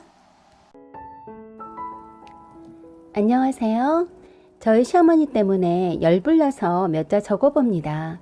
저희 시어머니는 아들 돈은 아들 돈이고 며느리 돈도 아들 돈이라고 굳게 믿고 있는 분이세요. 제가 돈 벌어오고 집안일하고 육아하는 것 당연하게 생각하고요. 말로만 회사 다니느라 고생한다, 애들 키우느라 고생한다고 맘에도 없는 립 서비스만 늘어놓으면서 세상에도 자기 같은 시험니 없다고 자화자찬하시는 분입니다. 제가 회사에서 좀 더 나은 입지를 다지기도 하고 회사 프로모션 중에 대학원 진학 지원 정책이 있어서 겸사겸사 해서 경영대학원에 진학해서 잘 다니고 있던 중이었습니다. 일부러 시댁에 알리지 않을 이유도 없었고 그러려고 생각지도 않았네요. 일주일에 2-3번 퇴근 후에 대학원에 갔어요. 보통 강의가 10시 가까이에서 끝납니다. 아이들은 큰애가 초등학교 5학년 딸이고 3학년 아들이 있는데 다 커서 알아서 할 나이고요. 또 남편이 있기 때문에 충분히 대학원 다니면서 큰 어려움은 없었어요. 어느 날 저녁에 갑자기 시어머니가 전화 주셨는데 올 애들이 엄마가 대학원에 다니셔서 늦게 온다고 했나 봅니다. 그랬더니 남편을 바꿔달라면서 노발대발 했다고 하네요. 왜 자기 몰래 숨기면서 대학원에 다니냐고요. 왜 진즉 대학원에 다닌다고 말하지 않았냐면서 그랬으면 어떻게든 못 다니게 했을 텐데 그러냐면서 남편을 혼내더랍니다. 남편이 아무리 숨기지 않았다고 하는데도 숨겼다고 혼자서 우기시더래요.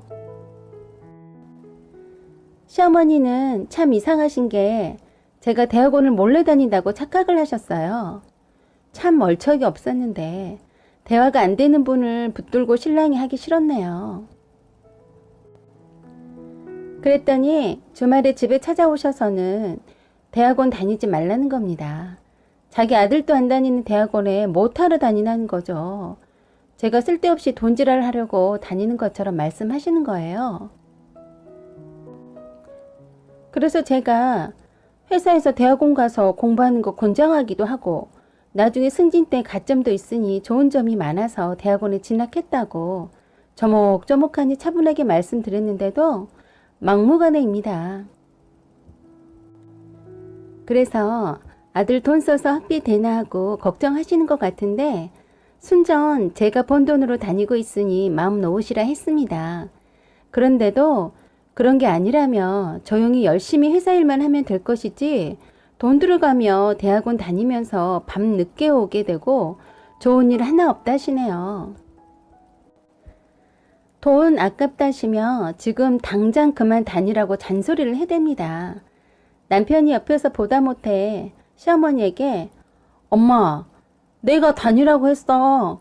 주희 엄마가 대학원에 다니면 더 좋을 것 같아서 내가 다니라고 했으니까 더 이상 아무 말 마 했습니다. 그런데도 학비가 한두 푼이 아닐 텐데 그거 아까워서 안 된다고 하시네요. 그래서 제가 그랬네요.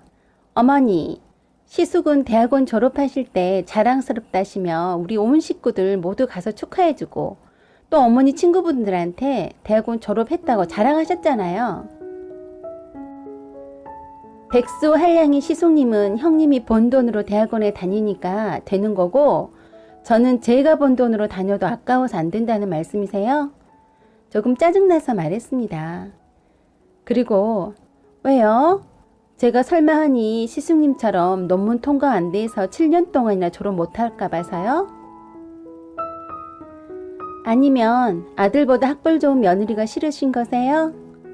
백수인 식수님처럼 7년 동안 졸업 못할까 봐 걱정이시라면 걱정 놓으셔도 되네요. 머리 나쁜 어머니 안 닮았으니 됐고요. 아들보다 학벌 좋은 며느리가 싫으시면 그런 며느리 안 보시면 되세요. 제가 번 돈으로 제가 학비되고 다닌다는데 무슨 상관이세요?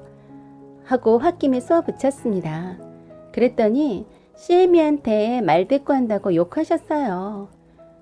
네가 벌어서 네가 혼자 다 쓰려면 회사 그만두고 집안일만 하고 남편 뒷바라지나 하라고 하십니다. 그리고 머리 나쁜 시엄니 닮아서 7년 동안이나 대학원 다녔다는 말도 네 시숙네한테 다 말해주겠다고 하시네요. 그래서 제가 네 그렇게 하세요. 저도 이제 어머니가 있는 집구석 싫어요. 안 보고 살자고요 했습니다. 울 아들한테 시집 왔으니 네가 번 돈도 네 돈이 아니고 우리 아들 돈이다라고 못 박으시는데 어이가 없더라고요. 제가 대학원 다닌다고 모양 부린 것도 얄밉고 돈 벌어서 내 몸에 쓴 것도 아깝고 당신 아들이 며느리 강의 받을 때 저녁에 애들 챙기고 있는 것도 마음에 안 들었던 거죠.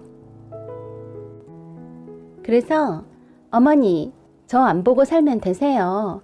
저도 어머니 안 보고 살고 싶으니까 앞으로 저희 집에 오시지도 말고요. 저도 어머니 뵈러 안 가렵니다. 어머님 아드님만 보고 쭉 사세요. 하고 말씀드렸고요. 그 뒤부터 시댁에 남편만 갑니다.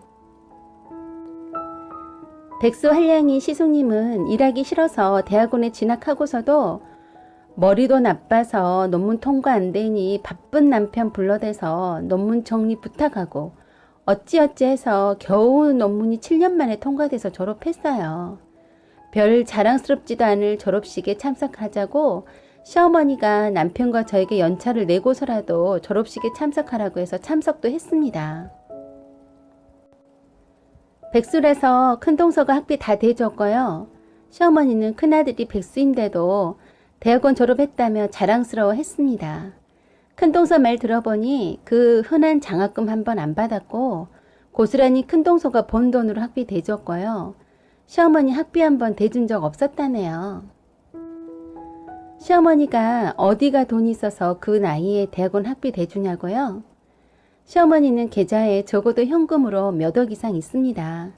돈에 대한 집착이 강하신 분인데 자가 운전도 안 하시고 알뜰하게 사시는 분이긴 합니다만 교회 헌금은 몇십만 원에서 몇백만 원씩 통 크게 하시죠. 형님 말 들어보니 시숙이 백수로 있으면서도 시어머니가 형님 모르게 시숙에게 돈 지어주셨고요. 시숙이 주식하다 카드 빚져서 시어머니한테 1,000만 원 빌려달라고 하니까 형님한테 그러더랍니다. 너네들한테 들어간 돈이 얼만데 1,000만 원이 누구 애 이름이냐? 그래서 형님이 전 어머니한테 돈 빌린 적 없는데요. 무슨 돈이 들어갔다는 거죠? 하니까 네 남편한테 들어간 돈이 얼만 줄이나 아니? 얼추 1억이 다 되어간다. 맨날 나만 보면 니네들은 돈 타령이니? 네 남편이 나한테 빌려간 돈인데 왜 모른 척 하는 거니? 알면서 그러는 거 아니다. 그러시면서 형님한테 되려 1억 갚으라고 하셨답니다.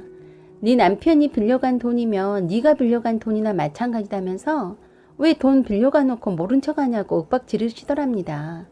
형님이 하도 기가 막혀서 아들한테 뒤로 용돈 지어주면서 그 돈 며느리한테 받으시려고요? 시숙이 주식한다면서 시어머니한테 몰래 빌린 돈과 용돈으로 지어주던 돈을 형님한테 다 갚으란 식이니 도둑이 따로 없다고 하더라고요. 형님이 시어머니에게 천하의 논팽이 밥충이 어머니 아들 반품할 테니 헤쳐먹고 잘 사세요 하고 이혼선언 하셨어요. 그런다고 시숙이 바로 이혼해줄 리 만무하죠. 그 뒤로 형님은 시댁 출입도 안 하고 친정엄마 애들 봐주시라고 함께 살고 있으면서 시숙 밥도 안 해주고 투명인간 취급하니 자진해서 가방 싸들고 시댁으로 들어가서 시어머니 밥 얻어먹고 그 나이에 용돈 쳐받아가며 살고 있습니다. 시어머니 생신 때나 시아버지 추도식 때도 추석이나 설날 때도 두 며느리 안 갑니다. 자기 자식만 끼고 살고 싶은 시어머니 원한 대로 해드리고 저희도 저희대로 안 보고 사니 이런 꼴 저런 꼴 안 듣고 안 보니 스트레스는 안 받아서 살 것 같네요. 첫째 며느리는 이혼 요구하고 있어 다 큰아들 밥에 먹이고 있고 둘째 며느리는 안 보고 살자고 하며 코빼기도 안 비치니 죽을 마실 겁니다. 오네 안 오네 하시면 저도 형님처럼 이혼 선언하고 남편한테 이혼 요구할 겁니다. 제가 경제력 없는 것도 아니고 이혼 두려울 게 없네요. 우리 시어머니도 앞으로 쭉 밥중이 아들 끼고 살아 좋으실 테고 백수인 시숙도 지 엄마한테 용돈 받아가며 따신 밥 얻어먹고 살아서 좋고 큰 며느리 형님은 버러지 같은 남편 처분해서 좋고 작은 며느리인 저도 얄미운 시어머니 안 보고 살아서 스트레스 안 받아서 좋네요. 울 시어머님한테 말씀드리고 싶네요. 어머니, 사랑하는 작은 아드님도 똥차 되면 어머니께 폐기 처분 시켜드릴게요. 앞으로 며느리 낯짝 볼 일 없으니 평생 아드님만 끼고 사세요. 사연은 여기까지입니다. 구독과 좋아요 부탁드립니다. 항상 부족한 점 많은데 응원해주시고 감사해주셔서 감사드립니다. 사연 제보는 소중히 받아 읽어드리겠습니다. 좋은 날 되세요. 안녕하세요. 오만사입니다. 오늘의 사연 시작하겠습니다. 저는 35살이고 모 공립대학교에 교직원으로 근무하고 있습니다. 위로는 오빠가 있고 저희 부모님 모두 다 돈 되는 사업이면 이것저것 하십니다. 전원주택 건설해서 분양도 하시고 수산물 도매도 하시기도 했는데 최근에 부모님 건물에 세를 내줬던 식당분에게 이전받아서 장어 전문 식당을 크게 운영하고 있습니다. 저는 미국에 유학 가서 4년제 대학을 졸업했고 곧바로 한국으로 돌아왔습니다. 사실 저는 한국에서 공부를 잘한 편이 못 되었어요. 저희 부모님 기준에는 그랬었죠. 경제적으로는 풍족했지만 공부에 별 취미가 없었던 나를 부모님께서는 늘 불만이시다가 결국 미국 유학을 가라고 권하셨었죠. 외국에서 혼자 적응해가기가 정말 힘들었는데 나름 많이 노력했었고 감당할 수 있었던 것은 한인 유학생 커뮤니티에서 만난 첫 번째 남친이었습니다. 그도 저처럼 좀 있다는 집 아들이었어요. 중소기업을 운영한다는 집의 외아들이었습니다. 저희는 순수하게 좋아했고 거리낌 없이 사랑했습니다. 가까운 친구들 앞에서 커플 반지 끼워주며 언약식도 할 만큼 친구들 사이에선 알아주게 화려한 연애를 했었어요. 우리가 연애를 하고 있다는 사실을 저희 부모님만 모르셨지 남친의 부모님은 알고 계셨어요. 남친의 부모님이 미국에 오셨을 때 실제 만나 뵈었었고 함께 시간도 보내기도 했는데 별 말씀이 없으셨기 때문에 저희들의 만남을 인정해 주신 줄 알았습니다. 그런데 그게 아니었네요. 어느 날 남친의 어머니가 저를 찾아와서 연애는 해도 좋으나 결혼은 허락할 수 없다고 경고하셨습니다. 사실 그때 남친과 결혼을 전제로 동거하고 있었거든요. 남친 어머니는 이상적인 며느리감으로는 제가 마음에 들지 않는다고 단도직입적으로 말씀하셨고 좋은 며느리감이 줄을 섰다면서 알아서 처신하라고 했어요. 만일 제가 고집을 피운다면 한국에 있는 저희 부모님께 동거 사실을 알릴 거라고 하고 남친의 경제적 지원을 단번에 끊어버리겠다고 하셨어요. 그렇게 좋아 죽고 못 살던 남친은 자기 부모님의 반대에 쉽게도 무릎 꿇었어요. 먼저 헤어지는 게 서로 좋은 것 같다고 말했습니다. 저는 미국에서 좀 더 터전을 잡고 싶었는데 충격받아서 한국으로 도망치듯이 돌아왔습니다. 영원할 줄만 알았던 남친과의 관계가 남친 부모님의 반대에 부딪힐 줄은 꿈에도 생각지 못했기 때문에 자존감도 많이 떨어지고 우울해서 힘들었었습니다. 미국에서 돌아온 제가 말수도 적고 특별히 하는 일 없이 방콕하다가 여행을 다니며 이리저리 돌아다니며 시간을 허비한다고 생각하신 저희 부모님이 이래저래 간섭이 심해졌습니다. 그래서 지금에 있는 국립대학 교직원으로 있으면서 혼자 독립했습니다. 제가 서른이 넘어가도록 만나는 사람이 없는 것 같으니 어머니가 조급해하시며 선보라고 강요하셨어요. 전부 사자 돌림이더라고요. 약사, 변호사, 의사 등등 여러 번 선을 봤습니다. 모두 다 마음에 안 들었어요. 키가 작아서 옷 입는 센스가 마음에 안 들어서 매너가 없어서 등등 별 핑계를 다 들어서 싫다고 했어요. 그런 와중에 7급 교육 직렬 합격해서 초임으로 온 현재의 남친을 만났습니다. 사실 첫인상이 너무 어리버리해서 놀랄 정도였습니다. 대학에서 그 흔한 동아리 모임 한번 해본 적도 없고 국내 가까운 곳에 여행 한번 가본 적도 없고 친구들과 어울려서 술 마실 줄도 모르고 오로지 교회 앞집 그리고 학교 도서관만 알았던 친구였어요. 세상에 별 이런 희한한 사람도 다 있구나 하고 별종인 것 마냥 생각되었어요. 세상 물정도 하나도 모르고 자기 관심사에만 집중하고 상식적인 것에 도통 문외한이라서 어떻게 사회생활을 적응하려나 하고 갑갑하기만 했어요. 그래서 제가 옆에서 많이 도와주었습니다. 그랬더니 고맙다고 소박한 선물도 해주고 밥도 사주더라고요. 사회 경험이 처음이라 항상 긴장한 상태에서 업무를 복원해서 사실 안쓰럽기까지 해서 이것저것 조언을 많이 해주면서 저를 많이 의지하게 되었습니다. 엄청 적응하려고 노력했고 사회물이 들지 않아서인지 순수하고 맑은 청년이라서 마음이 많이 쓰였습니다. 그러다가 정이 들어버렸습니다. 때묻지 착한 순수함이 끌렸고 자꾸 모성 본능을 자극하는 매력에 항상 옆에서 도와주고 싶다는 마음이 사랑으로 변해가는 듯 했습니다. 이런 사람이라면 절대 배신하거나 신의를 저버리는 짓은 하지 않을 것 같다는 생각이 들었고, 좋은 여자를 만나야 될 텐데 라고 뜬금없는 걱정까지 하게 되더군요. 그러다가 다른 신도시로 발령이 나게 되어서 매일 보지 못하게 되었는데, 우린 매일처럼 서로 전화를 붙들고 그날그날 또 새로운 환경에서 열심히 적응해가는 얘기를 들어가며 통화했습니다. 그리고 자동차가 없는 그 친구를 배려해서 직접 찾아가서 만났고 함께 시간들을 보냈습니다.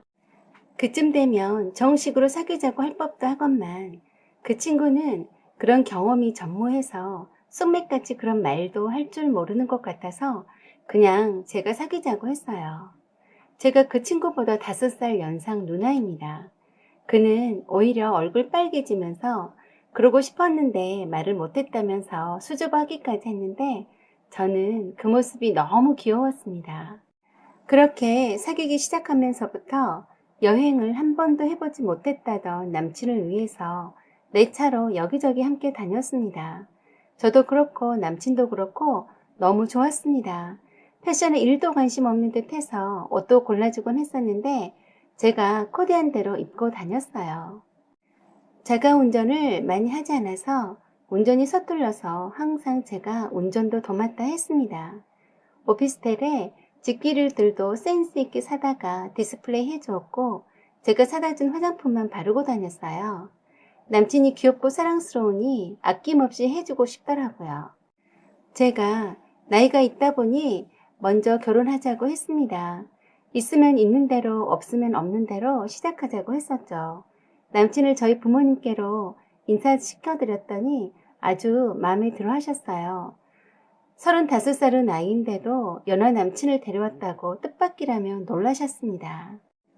그러나 남친 부모님은 제가 연상이라서 싫어하셨어요. 대놓고 싫은 소리는 하지 않으셨지만 얼굴과 태도를 보면 바로 알아차리겠더라고요. 아마도 아들의 명언을 봐서 가타부타 말씀을 하지 않으신 것 같았는데 그래도 예비 시아버지 되실 분은 이것저것 많이 물으시더라고요. 그래서 저는 예비 시부모님의 마음에 들기 위해서 남친과 자주 예비 시댁에 찾아뵈었습니다. 저희 엄마가 보내주신 손질된 장어부터 해서 두 분에게 옷 선물도 해드렸고 영양제며 홍삼이며 선물 공세를 했어요. 남친 말로는 예비 시어머니께서 제가 5살이나 연상이라는 점에서 매우 실망하셔서 우시기까지 했다고 해서 걱정이 되었었죠. 요새 세상에 나이 차이가 무슨 상관이냐고 해도 5살 차이는 적은 것이 아니라고 생각되었기에 각오는 하고 있었습니다. 그럴수록 더욱 더 자주 찾아뵈려고 했어요. 어떻게든 남친 부모님의 이쁨 받고 결혼하고 싶었습니다. 남친 부모님도 아들이 처음 데리고 온 여자였고 결혼하고 싶다는데 굳이 말리고 싶진 않지만 당장 결혼을 서두르고 싶지 않다고 하셨다고 했습니다. 그러던 어느 날, 그날도 주말이라 남친과 아침 일찍 서둘러서 미리 준비해둔 예비 시부모님 선물을 들고 예비 시댁에 내려갔습니다. 여느 때처럼 활기차게 어머님, 아버님, 저희들 왔습니다 하는데 아무도 나오지 않더니 저보다 2살 어린 남친 누나가 나와 반기더라고요. 조금 표정이 어색해 보이는 게 이상했습니다. 예비 시아버지는 안 계시고 예비 시어머니만 안방에 계시다는데 아들이 왔다는데도 안 내다보시고 이상하다 싶었어요. 그때 갑자기 안방문이 열리더니 다짜고짜로 저더러 잠깐 들어와서 얘기 좀 하자시는데 살짝 긴장되더군요. 표정이 평소와는 다르게 매우 화나 있는 것 같았는데 저와 연관이 되는 것 같았습니다. 남친이 안방에 함께 들어가려고 하니까 못 들어오게 하고 저만 오라고만 하셨어요. 남친도 의아해했었죠. 남친 어머니는 싸늘한 표정으로 물으셨어요. 김영진이란 사람 알고 있냐고요. 저는 깜짝 놀라서 말도 못하고 눈만 끔뻑거렸어요. 김영진은 미국에서 동거했던 전 남친 이름이었어요. 설마 그 사람을 말하는 건 아니겠지? 하고 생각하는 순간 남친 어머니가 뺨을 세차게 때렸습니다. 수영이도 알고 있었니? 나이가 많아서 왜 과거가 없겠냐고 생각했다만, 아니 글쎄 그래도 그렇지 동거를 몇 년씩이나 했으면서 우리 아들을 꼬셨어? 어디 아니면 말을 해봐라. 아니라고. 저는 정말 아무 말도 못하고 고개만 숙이고 있었어요.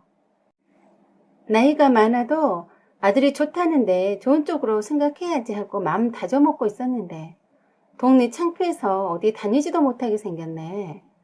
남친 어머니 경찰 기무임에 나갔다가 예비 며느리가 연상이라며 걱정하며 푸념하자 얼마나 인물이 좋았으면 아들이 연상을 좋아하겠냐며 사진 좀 보여달라길래 보여주었는데 동창 중 한 분이 기겁을 했답니다. 바로 그분이 김영진 씨 엄마였다고 했어요.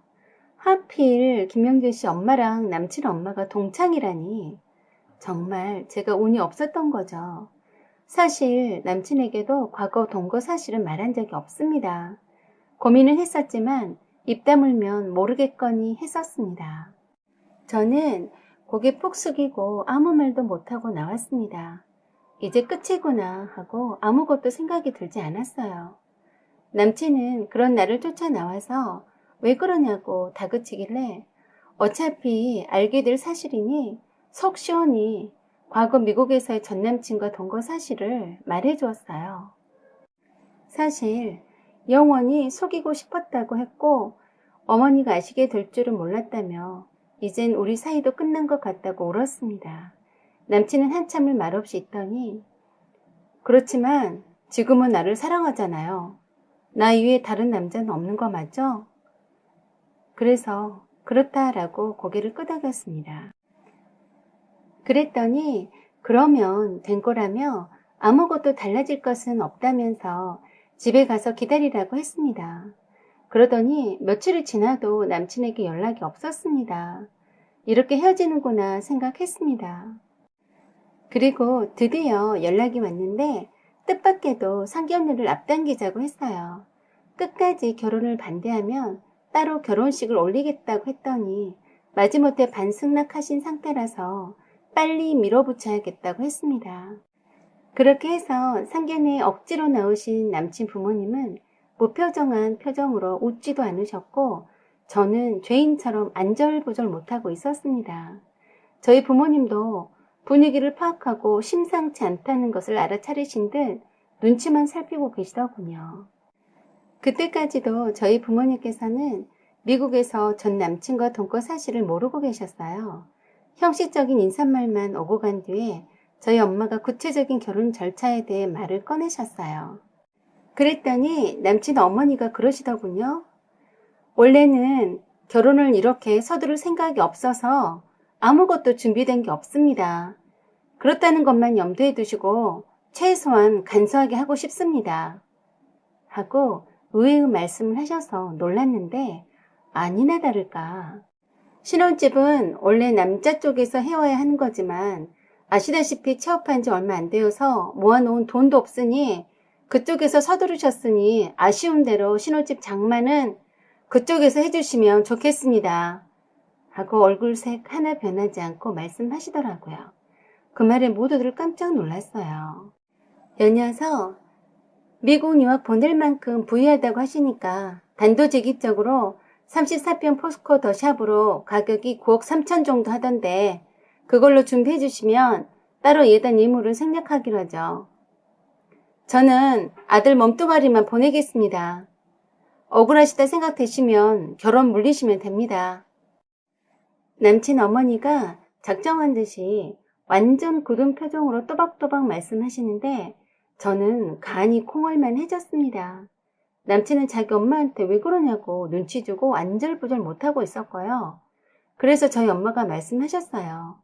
혹시 이 결혼이 마음에 안 드시는데 아드님 때문에 억지로 나오셨냐고요. 그랬더니 남친 엄마가 저희 엄마를 똑바로 쳐다보면서 하시는 말씀이 그쪽 같으면 며느리 될 아가씨가 5살이나 연상인데다가 수년 동안 다른 남자랑 동거한 사실을 깜찍하게 숨기고 아들한테 접근했다면 그래도 어이어 결혼하라고 떠미실 건가요? 그렇게까지 결혼하고 싶어 안달인 쪽에서 신혼집과 결혼비용 다 대고 하고 싶으면 하셔야죠. 그러자 그 말을 들은 저희 부모님이 들고 일어나서 무슨 망발이냐며 테이블을 치고 뚜껑 열렸습니다. 남친도 자기 엄마를 제재시켰고요. 이미 엎어진 물이었어요. 남친 엄마는 더 큰 소리로 저희 부모님께 당당하게 말씀하셨습니다. 저는 우리 아들이 과거가 있어도 좋다고 한다니까 어쩔 수 없이 결혼하라고 했지만 사실 해도 그만 안 해도 그만입니다. 단 하시려면 따님 포장 잘해서 보내세요. 하시고는 상견례장을 나와버리셨습니다. 뒤따라서 남친 아버지도 헛기침만 하시고는 인사만 하고 나와버리셨고요.